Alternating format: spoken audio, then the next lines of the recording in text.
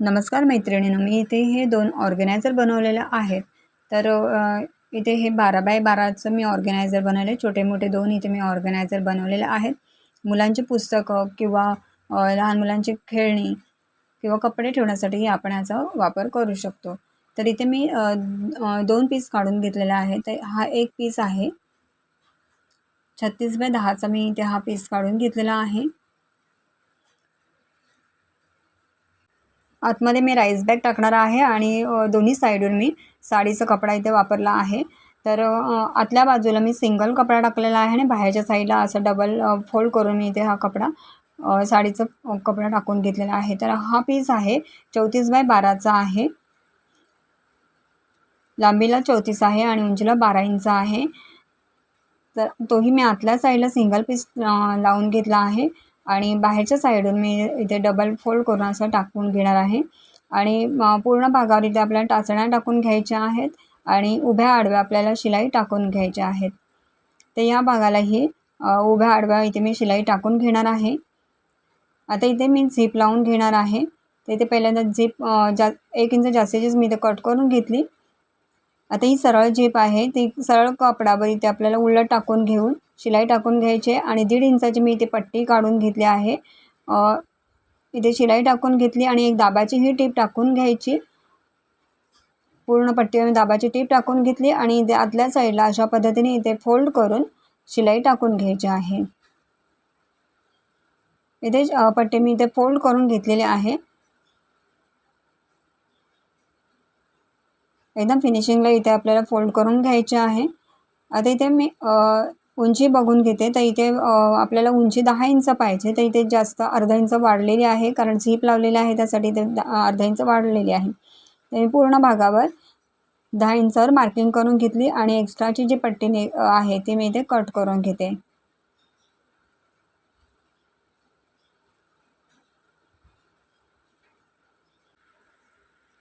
आता इथे मी फोल्ड करून घेतला आहे आणि इथे कट दिला आहे म्हणजे मध्य करून घेतला आहे.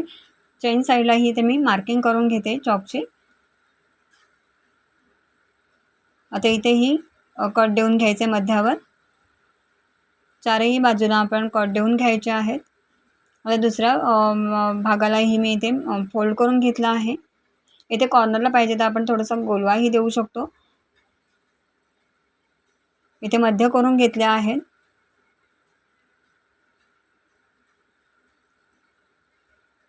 चारही भागाला आपण इथे मध्य करून घ्यायचे आहेत.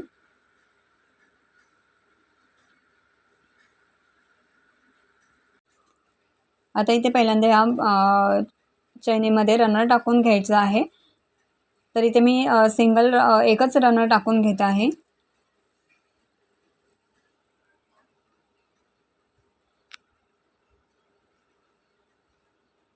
इथे मी रनर टाकून घेतला आहे.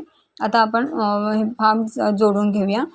तर सरळ खालचा जो पार्ट आहे तो मी सरळ ठेवलेला आहे आणि हा उलट ठेवलेला आहे. मध्यावर मध्य अशा पद्धतीने इथे मी टाचण्या लावून घेते. मध्यावर मध्य जोडून घ्यायचं आहे. इथेही मध्यावर मध्य इथे लावून घ्यायचं आणि टाचण्या लावून घ्यायच्या आहेत.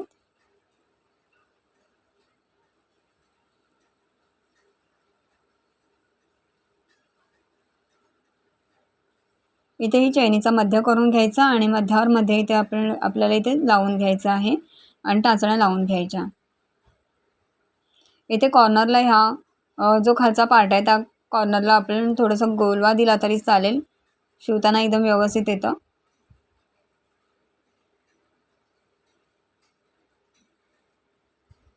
अशा पद्धतीने एकदम व्यवस्थित पकडून इथे आपण टाचण्या लावून घ्यायच्या आणि शिलाई टाकून घ्यायची आहे.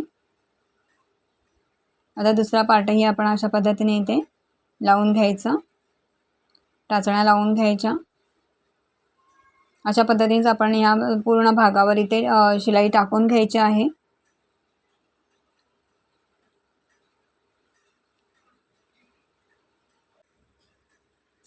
मी इथे शिवण्याचा व्हिडिओ टाकला नाही आहे कारण व्हिडिओ खूप मोठा होईल. आता इथे शिलाई टाकल्यावर आपल्याला इथे पट्टी लावून घ्यायची आहे. इथे 1.5 इंचाच्या मी इथे पट्ट्या काढून घेतल्या आहेत.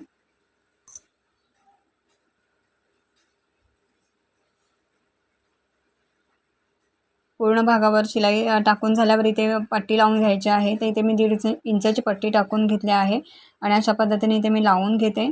पूर्ण भागावर आपल्याला पट्टी लावून घ्यायची आहे.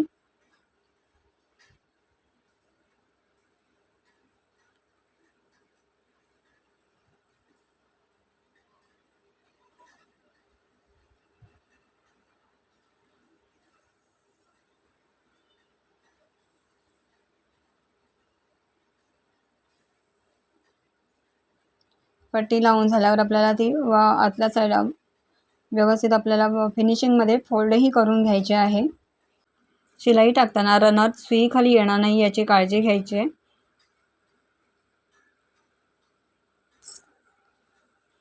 आता एका साईडला इथे मी पट्टी पूर्ण फोल्ड करून घेतली आहे. दुसऱ्या बाजूचीही पट्टी अशाच पद्धतीने फोल्ड करून घ्यायची आहे.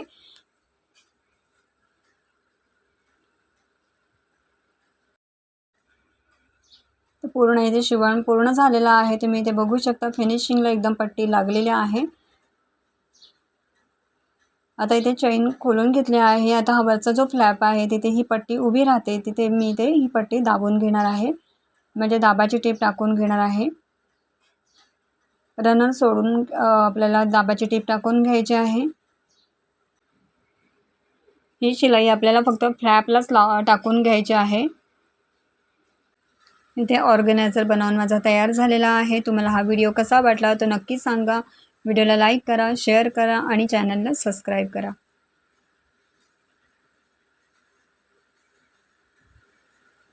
हा ऑर्गनायझर 12x12चा आहे आणि उंचीला मी इथे 10 इंच टाकलेला आहे.